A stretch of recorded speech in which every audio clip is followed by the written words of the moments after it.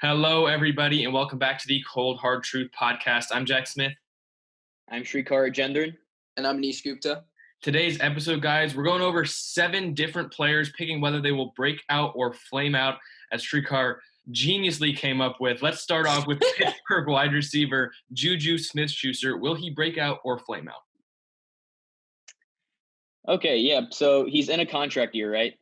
I don't think there's been any sort of traction toward an extension.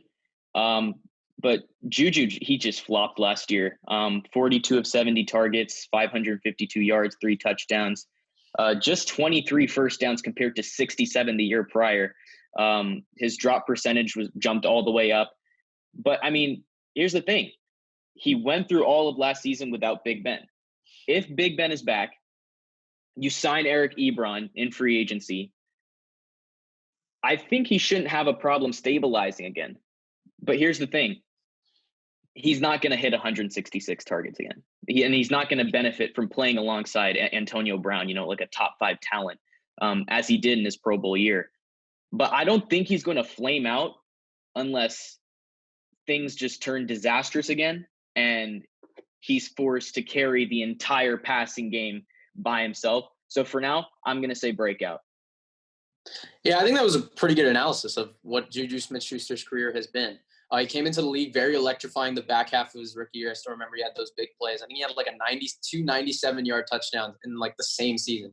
So I still remember that. I think he came just 3 yards short of 1,000, and I know he cracked 1,400 the next year, right? So then everyone was thinking, hey, year 3 Juju, that's going to be the year. I actually didn't see it that way. I'm actually kind of proud of it, but I wouldn't say I'm the biggest Juju Smith-Schuster fan, but that being said, he's a great guy. Like, how can you not like him? But yeah, I think Big Ben's injury did hurt him. I had him in fantasy, and I think the first game he had 6 catches, 78 yards, right, with Big Ben, and that's not bad considering they got smoked by the Patriots. But that being said, it's just there's so many questions going into next year for the Steelers. How is Deontay Johnson and James Washington, 2 guys who I think can easily develop? How is that going to affect Juju Smith-Schuster? Can Juju Smith-Schuster handle the pressure of being a number 1 receiver? That question still remains because last year I did not get a clear answer. I don't think any of us did. Shrikar, you brought up a great point with Eric Ebron. He's coming in there, great red zone threat. Obviously, he had 13 touchdowns 2 years prior.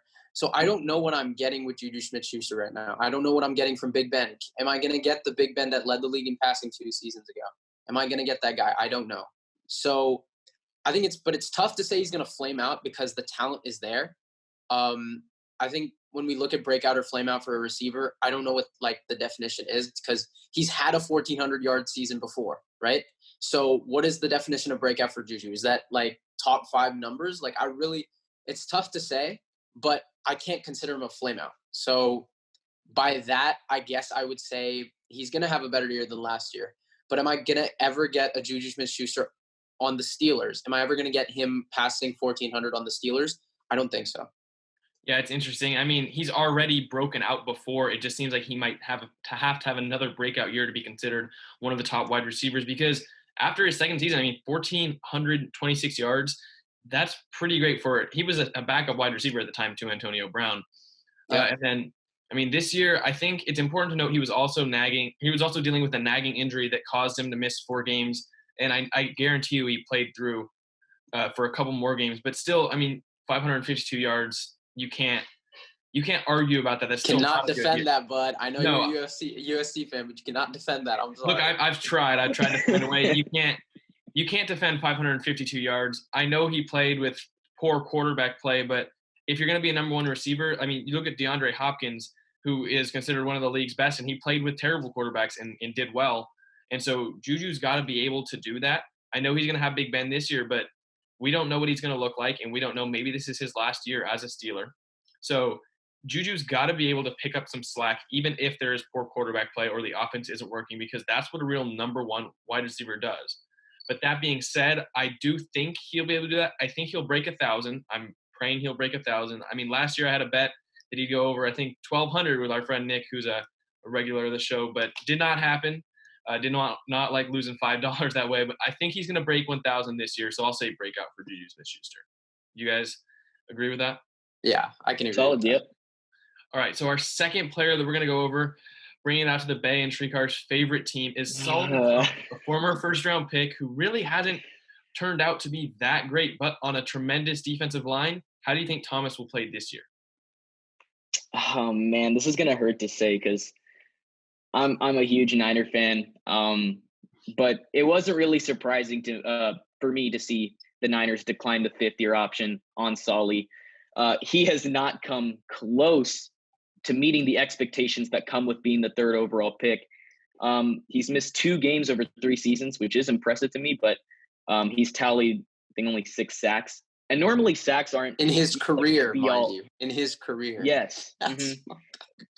But see, normally, I was about to say, like, sacks aren't the be-all and end-all for production, but Thomas's other numbers outside of sacks, they haven't been great either. I'm pretty sure he got like a 55 grade from PFF last year, 41% of defensive snaps. Like, that's not good. So I'm going to say, as much as it hurts me to say, I'm going to say Flameout. I don't think anything's going to change with Thomas because here's the thing. He's had the benefit of playing on good lines. You got names like Nick Bosa, D Ford, Eric Armstead. You had DeForest Buckner. The Niners just spent a 1st-round pick on Javon Kinlaw, which, again, that's going to limit Thomas's chances to show that he's actually finally putting it all together. So I'm going to say Flameout. I think playing on good D-lines puts him at a disadvantage. So Solomon Thomas, I think if he's lost his, I think his death of the death of his sister, obviously condolences to his family, but I think that kind of hit him hard. I think ever since then he hasn't had the same focus on football. But that being said, I mean, you're the 3rd overall pick, right? You got picked over guys like Patrick Mahomes, Deshaun Watson. I know it's different. Jamal Adams. Yep, Jamal Adams especially, right? Leonard Fournette being one of them. There are a lot of guys who went after you that I think Christian McCaffrey as well in that 2017 draft. So there are a lot of non-quarterbacks who went beyond him that were exceptional in today's NFL. And he's one of those guys that you can potentially view as a bust. But I thought, at least in my opinion, if Buckner or Armstead were to leave, I thought Solomon Thomas could fill that void. But I don't think John Lynch saw it that way. And I think he went out and got a Javon Kinlaw to do that. That being said, if they switch to 4-3, maybe, I don't know if they run 4-3 or 3-4 to be exact. I think they do 4-3, but 4-3. Yeah. So if they do that, can Thomas be the backup D tackle? I really don't know. I think G.J. Jones has more potential, honestly, which is saying something considering Thomas was the 3rd overall pick. It's a fair assumption. Yeah. But I mean, I think he's one of those guys that needs a change of scenery because he's still young. And I'm glad the Niners didn't pick up his, I believe it was 5th-year option, right? Yep. So I think he needs a new team. Started 3 games last year. There's really no evidence I can say to say that he'll break out. The only weird scenario that I could see is if he thrives as a D tackle too, but I really don't see that. So I'm going to say Flameout. Yeah, I have a hard time saying breakout or flame out because honestly, he's already kind of flamed out as the first years. But he's flamed out already, man. And I think a breakout season for him would honestly just being a league average player, like a D tackle too or a backup. So he's not gonna break out, have 10 sacks or something like that. But I think a breakout season would be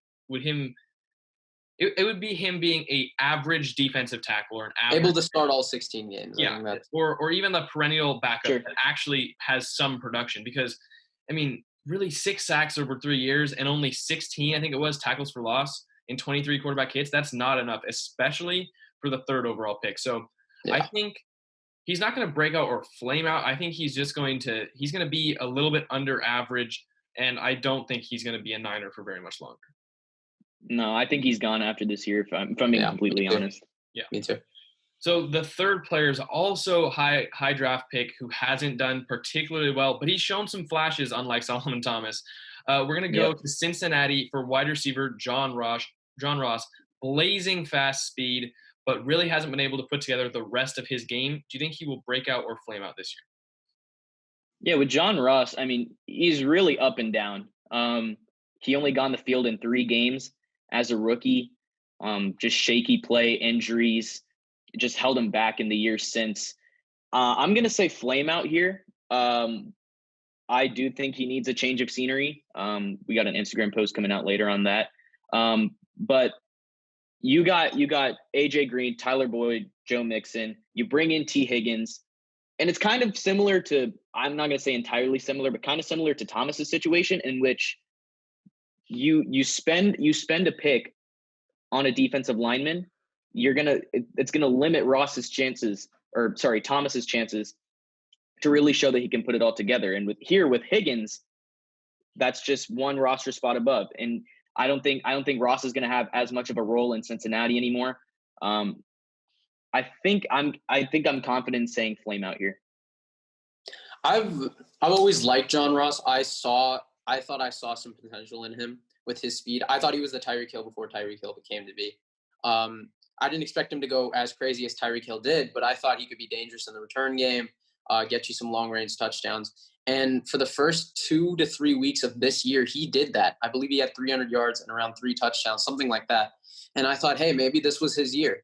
And then again, another injury, right? It's like there's so many injuries with this guy. He's fixed his fumbling problems, at least. I still remember, I think the first carry he ever got was a fumble. So, but with John Ross, it's, again, Shrikar, you brought it up. There's just too many players on the Bengals roster that have talent. Auden Tate, you forgot to mention. He's one guy that I also like. I like Cincinnati just has a buttload of weapons, and it's just Joe Burrow, right? Rookie quarterback. You're going to rely on the guys that can get you those first downs. And I just don't think John Ross is a guy. I haven't seen that yet. I see if I could parallel or compare him to anyone, I would compare him to Brashad Perryman, except Perryman has had those flashes of actually being a number one guy. I just haven't seen that from John Ross yet. Right? I've seen Tyler Boyd do it. I've seen AJ Green do it. And at Clemson, I've seen T. Higgins do it. And I know that all too well against Ohio State. But that being said, I just don't see John Ross thriving on the Bengals. However, if he goes to another team, again, like this is one of those guys, again, that needs a change of scenery. I think he can do it with another team. Just with Cincinnati, I don't see it. Yeah, I agree. I mean, having to compete with AJ Green, Tyler Boyd, Auden Tate, T. Higgins, and CJ Uzomah, I think could be a decent tight end. I just think that he's not going to see the field enough to break out. I think that he's also had to deal with Andy Dalton for a couple of years, which hasn't been tremendous quarterback play. But okay, but he's not the worst. Like that's true. I don't think that's an excuse on Ross, or that's an excuse, because I think Andy Dalton is a serviceable guy. He's serviceable, but I mean, if John Ross could play with one of the great quarterbacks in the league, he might be better. And Joe Burrow could be that player, but I just don't think Ross is going to see the field enough. Again, the change of scenery. So yeah, that's what he needs. This year, Ross is not going to do well because just there's too much to compete with, and rookie quarterbacks don't often like to throw the ball deep every play, and that's kind of what John Ross is. But I think, like we said, a change of scenery could be good for Ross, and so you might see him succeed in the future with another team. But we're going to have an Instagram post coming out about that, so make sure you go check us out, Cold Hard Truth Podcast on Instagram, little plug in there. But moving on to the next player, I want to go to Ronald Jones, the running back from Tampa Bay. We've talked about him in the episode that we had about the Buccaneers, but I want to have your definitive answer now. Breakout or Flameout for Ronald Jones? Well, Jack, you're a USC fan, so I want to hear your thoughts first. Well, okay, so I said in that episode, and I'm going to stick with it now. I think if he's on the field, he will break out. The Keyshawn Vaughn scares me a little bit because I think he might steal time from Jones. But if they put Jones in the position to play, I think he will succeed and maybe crack 1,000 yards as a rusher. So I guess that would be considered a breakout year, but I don't think he'll flame out. If anything, I think he will be a great running back too, or just a running back by committee. I'm going to almost guarantee 750 yards though. Nish, you want to go? Look, man, it's just so biased, dude. Like, listen. Ronald Jones is literally the perfect example of inconsistency. I'm not getting a consistent running back one, right? He's split with Peyton Barber countless times. They don't give him a chance. Literally, huh? They don't give him a chance to be consistent. That's fair, but look, fantasy purposes, I think we can all agree. It was every week who was going to be projected more. Each week it was a different guy. So can I really expect him to do and Jack, I hear what you're saying. A breakout year for some players can be 800 yards, can be 950. That's when they establish themselves as a bona fide starter.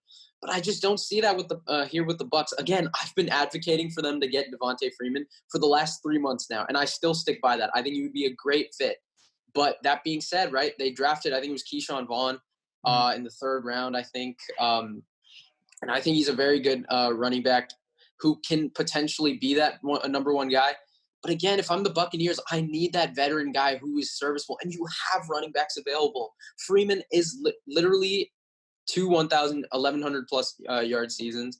He's healthy now. He's 100%, and he's a good receiver out the backfield. I don't see why. I get you want to go with the younger guy just because you see potential in him, but the Bucks are trying to win now, right? And I just don't trust Ronald Jones to be that guy that I can say, hey, if it's 2nd and 4, can I really expect him to get that first down? I don't know right now. I don't see electrifying talent from him, and that's why it's really tough to say because, again, I would agree with you. If he were to crack 950 or 900 yards this year, I would consider that a breakout year. So if I were to put my money on it, I don't say he cracks 950. So I'm going to cut in front of you, Shukar. He rushed for 724 yards last year and 6 touchdowns on 4.2 yards a carry. So while that may not be good in your eyes, I think that's a pretty good season for a running back that didn't get a lot of chances. That's not – how many carries did he have? Sorry, I don't know. 172 carries. 190. That's not like – let's not go crazy here. That's still a lot. That's not like – it's not like he didn't get any. 172 is a decent amount.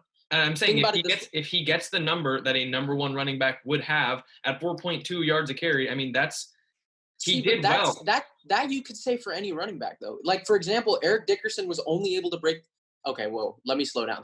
Eric Dickerson broke those records, those rushing records, but you have to look at his carries too. This dude was getting 400 carries in a season, right? So if you do get a lot of carries, right, I'm not saying it's guaranteed, but the more carries, obviously it's a bigger chance for more rushing yards, right? You look at it too with running backs last year. Derrick Henry had 303, right? That's like rare for a running back to get 300 carries. And he made the most of them, right? Obviously amassing 1,500. But that being said, I don't expect every running back to get that many carries or even to handle that many carries. Can you definitively say right now Ronald Jones is a 3-down back? I think he can be. He also had 303 yards receiving. I think that he can be a 3-down back and a. But for the Bucks this season, if I'm Tom Brady, would I trust Ronald Jones to be my 3rd down back? I think so. I wouldn't right now. If I'm Tom Brady, Keyshawn Vaughn is versatile enough that he'll probably be the 3rd down back because they want to give him a chance as a rookie. But, I mean, Ronald Jones breaking over 1,000 scrimmage yards, 6 touchdowns on the ground, and 4.2 yards a carry. I mean, if he gets the volume of a running back. 4.2 is not insanely It's not insane, but it's pretty good. It's not bad. It's still good. See, again, it's not bad, but it's not what I'm hearing you advocate for. Like, you're saying this dude is going to be, like – if you're saying he's a solid 3-down back, that in itself is that automatically pushes him in the top 20, maybe even top 16 running backs. If he's a 3rd down, everyday 3-down back, that is top 16 territory. And I think he can be. I'm not saying he is right now. I think he can be. If I want to see. So you're saying next year, would you put him in your top 16 at the end of next year? It's hard to tell because I want to see him get the chance. And that's my point. If I were to put my money on it, I would say Flameout. But that being said, if he can get like 850 yards, I still consider that a good year for Ronald Jones. If he gets 850 rushing yards, that's not bad. That's 125 more yards than he had this year. Yeah, that's still not bad. Another thing we're forgetting is that Tampa Bay's offensive line improved like a lot. You get Tristan Wirfs. Yes, it did. But look, again, with throughout Tom Brady's career, running backs have not been known to run the football. They've been used in the passing game a lot. Even like the only time I can definitively say in Tom Brady's entire career where a running back was strictly asked to run the football and score touchdowns through the ground was Sony Michel in 2018 in the playoff run. That's the only time I can name. I cannot recall any other time, right? They get guys like James White, Rex Burkhead in New England system to catch the football out the backfield. That is literally what they're there for, right? And you saw it work in the 2017 Super Bowl, right? James White, in my opinion, should have been the MVP. The dude had I think 14 catches, right? For 114 yards and 3 touchdowns. That is what you need.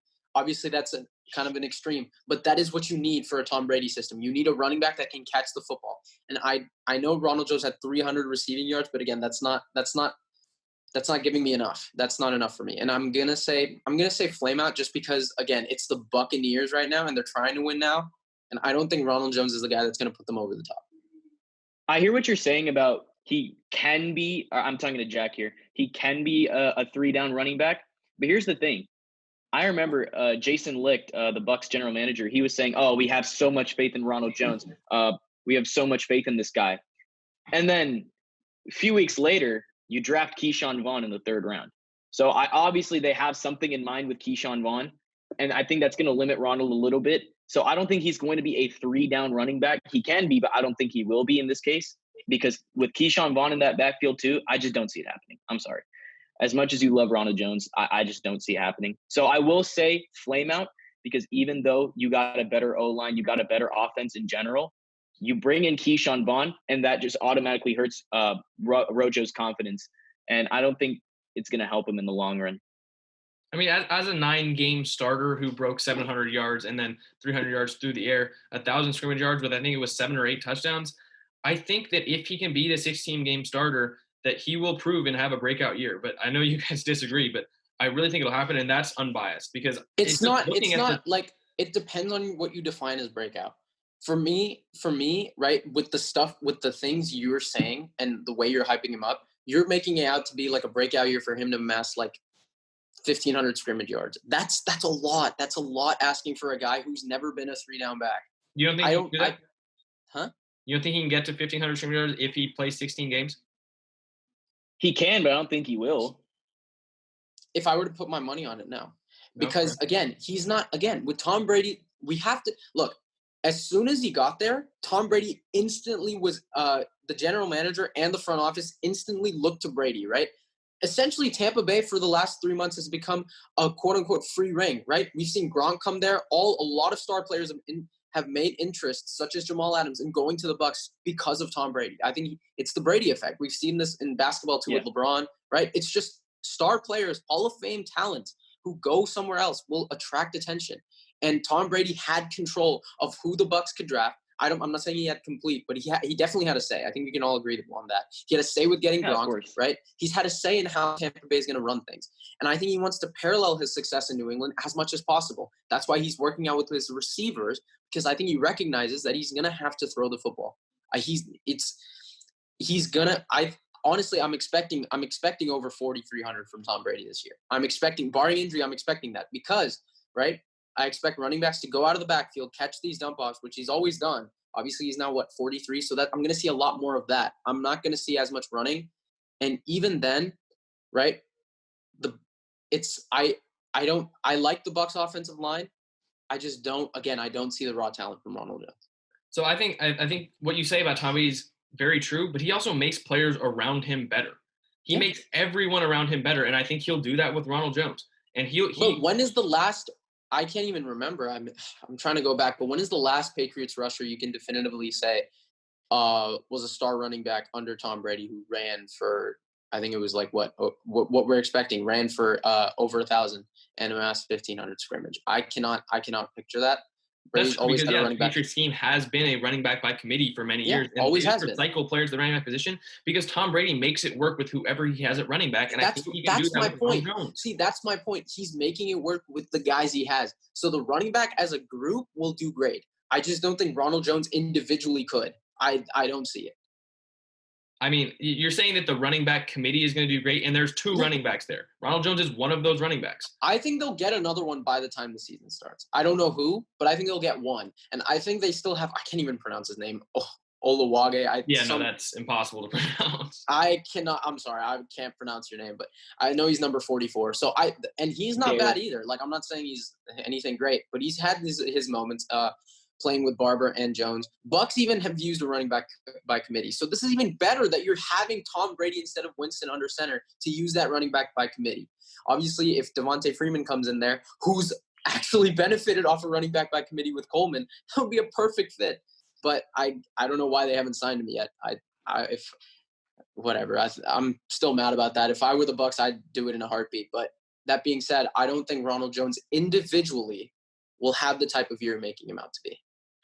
All right, we'll see. Let's move to the quarterback position. We're going to have 2 in a row, but let's start it with Mitchell Trubisky of the Bears. We don't know if he's going to be the starter yet. Obviously, if he doesn't start, it'll be a flameout year. But what do you guys think? Can he break out? It's clear things haven't gone as planned for Mitch with Chicago. They declined the 5th year. You selected this quarterback at number 2. You traded up for him. And they just added serious competition in the form of Nick Foles. And I mean, it's not too hard to see why. They regressed from 12 wins to 8 last season, in Trubisky's 3rd as a starter. And that's usually a point when teams generally like to see his developmental arrow point up. He struggled. 63.2% of his passes were complete, 3,138 yards, and 17 touchdowns against 10 interceptions. He averaged only 6.1 yards per attempt, and that's even worse than his rookie season. At this point, there's just no guarantee Trubisky can even win the starting gig in 2020. But I mean, he's bound to be in the lineup one way or another, considering Foles is merely a 61.9% career passer who hasn't attempted more than 195 regular season passes in a season since 2015, I believe. But I mean, given the trend so far, it's really hard to project anything but more of the same in Chicago. So I'm going to say Trubisky flames out here. So I'm actually like, I wouldn't say I'm like a huge Trubisky fan, but I think he gets too much hate because, look, I think people are just comparing him to his 2nd overall pick, and they're comparing him to guys like Deshaun Watson and Patrick Mahomes. That is not who you should be comparing him to. I understand they were drafted in the same class, but we all have to recognize those two are way beyond Trubisky's talent and way beyond a comparison now. But that being said, barring Cody Parkey, this dude would have had a playoff game-winning drive under his resume. And that being said, I think they could have made the NFC Championship that year. So he's had a good year in the NFL. I think we can all agree 2018 to 2019 was a good year. And people say, oh, he rid his defense to 12-4. No, he didn't. He had his moments that game, right? The defense held Nick Foles to 16 points, but Trubisky still had to go down the field and get him in the position to win, which is exactly what he did. Him and Allen Robinson did that. And again, he still has a great receiver and who I really like, Allen Robinson. So he has potential there. I think Jimmy Graham, maybe could he do something? I don't really know, but they have a lot of tight ends. So they have like 10. Someone's bound to do something there. So they have talent. They have a good talent room in the offense. I know we've talked about it with Chris before. I think if he wins the starting job, right, I think Matt Nagy has to put his faith in him one more year. I think if they do, right, I believe this will be his 4th year. I think Trubisky will lead the Bears back to the playoffs if he starts. I don't know what Foles will do because I don't get it. Foles has never been a consistently great quarterback for a long period of time. He's had one stretch, right? He's had one really good year, right, in Philly in 2013. That was about 6 seasons ago. And he's had one really good playoff run, right, the Super Bowl one, and which we all give him credit for. I think we talked about it last episode. He gets the ring. I think we all give him credit for that. He gets the MVP. But outside of Philly, has he done anything? No. I mean, in Jacksonville, people expected him to do stuff. He came back out of injury, was horrendous. I don't get the same consistency with Nick Foles comparing to Mitch Trubisky, who's actually more consistent, which is very ironic. But that being said, 17 touchdowns over the course of a year is terrible. That is very bad. He only threw 10 picks, which is not bad. I think we can all agree 10 picks is not bad. 17 touchdowns is horrible. So he needs to get that up. He needs to not be afraid to throw the ball downfield. 6.1 yards per attempt just shows that he's not willing to take risks. And I think as a quarterback in today's NFL, you need to do that. So I say if he gets the starting job, I say the Bears go back to the playoffs with Mr. Trubisky if he plays the full year. So I'm going to say breakout. If he is able to get the starting job and play the full year, I will say breakout. Yeah, I think it's interesting to look at Trubisky, the difference between what we said a good year and his bad year, because his offensive line this year got worse. Both of his tackles played worse than they did when he had a good year. Kyle Long was injured too, I believe. So. Yeah, and he ran the ball a lot less. Mm-hmm. The year that he played well, I mean, 421 yards as a rusher, that's pretty good. But then last year, all the way down to 193, he just didn't run the ball as much. And I think that adding that to his game again could really help him in the passing game, because when teams realized he wasn't a threat to run last year, all they made him do was pass ball, and it did not work out for him. Exactly. The Bears they've got weapons. They've got Allen Robinson, Taylor Gabriel. They added Cole Kmet. There's no excuses for Trubisky anymore. His offensive line, I think, will play better, and so he's got to play well. And that being said, I think that the Bears are a playoff team, And if Trubisky is the starter, which right now I'm still on the fence about it, but I'm predicting that he will start at least at the end of the year. I mean, a 20 touchdown season, having him rush the ball a little bit more and making the playoffs, I think that's a breakout year. Would you guys agree? Perfect. Yeah, sure. That is very ironic, but I could It's a not agree breakout with year. you more, man. Yeah. So I think it's a if he perfect breaks analysis. 20 touchdowns and brings the Bears to the playoffs, that's a breakout year. So I'm gonna say he will, but it's just so interesting to see who's gonna start for this team. Yeah. Because we really have no idea. But it seems like I think Nagy will want to go with Trubisky. He'll want to play him because there's still potential there. Like you cannot argue that there's not potential there. I completely agree. That this is very rare, guys. Like we don't usually agree, but with Mitch Trubisky, I think this is a perfect take. I think Jack and I are saying the same thing, and I think if he gets 20 touchdowns, runs the ball more, I think that was a great point that I forgot to mention. But if he leads this team to the playoffs, I mean, Bears fans would be happy. They've got the defense to do it. I think they have the weapons. If the offensive line and Trubisky can step up just a bit, they're a playoff team. I think they even have a chance to win the division because, like I like to say a lot, I'm not a huge fan of Green Bay. I think they can win the division, especially with the Vikings and the Lions. I think taking a small step back, Vikings not having a ton on offense, I think Trubisky can do it.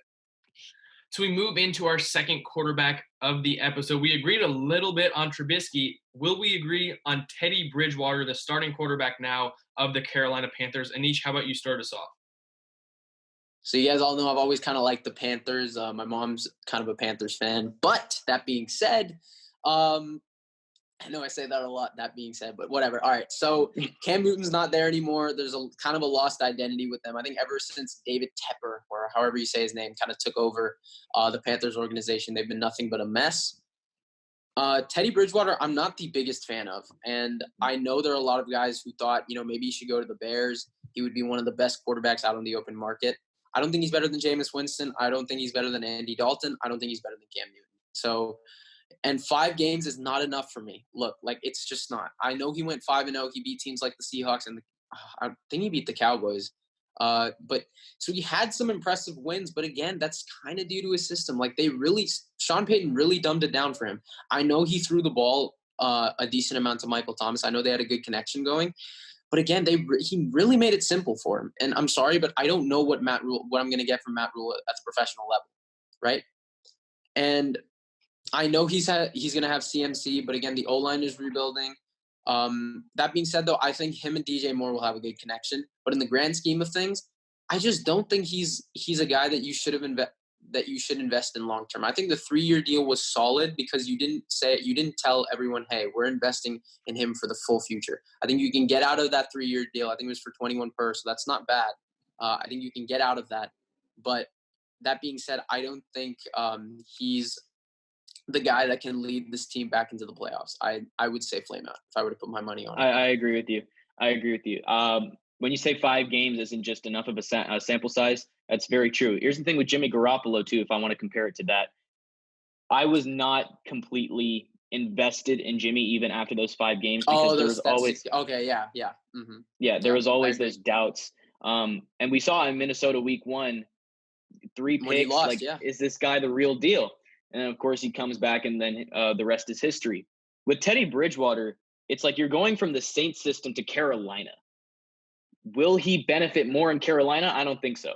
I don't think he will. So I'm going to say Flameout here. I know you got C-Mac. I know you got DJ Moore. But ultimately, the system is what's separating Breakout from Flameout, in my opinion. The system, you're going from Sean Payton to – who's Carolina's coach now? Matt Rule. Matt Rule. So, I mean, I just don't think I can see a breakout season happening. And as we mentioned throughout the episode, what is the definition of a breakout season for Teddy Bridgewater? I don't know, but I don't think he's going to break out in a sense, especially in Carolina's system. Yeah, I've constantly said that Carolina is one of the teams in the running to have the first pick for me. I don't really believe in them. I think they have the pieces on offense for the future, but I think that Bridgewater's name is pretty ironic because I think he's just a bridge quarterback in Carolina between Cam Newton and whatever that was last year to the future where I think they might draft a quarterback in this next year's draft. I think Justin Fields would be a pretty good fit for them. That would be something. Listen, That would be great. So I would if I were. I'm sorry that you just got my hopes up there. That would be insane. but I don't That would think be that Bridgewater. I think that a breakout year for him would be like a top 16 quarterback in the NFL. And I honestly don't think he's going to be that. I think he'll be league average, if not a little bit below, because I think that offense runs through CMC. But I think he's a bottom 16 quarterback this year, and he gets replaced by a drafted quarterback or even a signed quarterback maybe in the next couple years. So I think he's going to. It's not exactly considered a flameout. I think he'll be serviceable, but he won't be anything special. But he's not going to break out. But Yeah, he's exactly. so if he's in a 3-year deal, right? I think for breakout year, I would consider the thing with I know Shrikar, you kind of have trouble with like what would be his breakout year. I think it's if he can win maybe 2 or 3 games in the division, I think that's pretty solid. I think that is pretty impressive. Right, but is solid serviceable? Is that a breakout year for Teddy Bridgewater? Like not really, but I think 3 wins in a division like that, and if he gets to 7-9, throwing for maybe 3,500 plus, I think that's not bad. Considering the awful leg injury he had to go to 3,500 plus, I would put him in my top 20 if he was able to go 7-9 and more than 3,500 passing yards. I would put him in my top 20. Not only that, I think I don't know because it's a 3-year deal. I don't know if Carolina would be so willing to just pass up on him that quickly. It depends. I think Jack, the only way I can see Fields going to Carolina, which believe me, I would love, I think it's if he really like flames out and they go, 4-12, maybe 3-13. But that being said, I think Carolina can win 5 games. I think they're a 5-11 team, maybe better. So I think 5-11 will probably get him a top 5, maybe top 7 pick. Will Fields fall down that far? Who knows? It's too far to tell. But I think that would be a very interesting thing. But I just don't know if Carolina, especially Tepper and Matt Rule, would be willing to give up on a quarterback that easy. I think that maybe even if they draft Fields or they draft someone else, I think that makes Bridgewater almost a coach of sorts for a couple games next year. Following year. Yeah. But I think that just makes him a mentor for a year. So while he's on a 3-year deal, I think he'll start this year, and then next year maybe he gets taken over at some point by a rookie or someone else that he's been mentoring. But I just don't see him breaking. I think a breakout year would be that he makes it so the Panthers do not want to replace him with another quarterback, and I don't see that happening. Yeah, me neither. Mm-hmm. Yeah, so we had a ton of fun recording this episode. Let us know if you want us to do this again with some other players. Leave some down in the comments if you want to. Make sure you check out our Instagram. It's going to be at Cold Hard Truth Podcast on Instagram. We're going to leave the link in the description. We'll also leave a link to our website, so feel free to check that out. So thank you guys so much for watching. We had a blast, and we'll see you next time.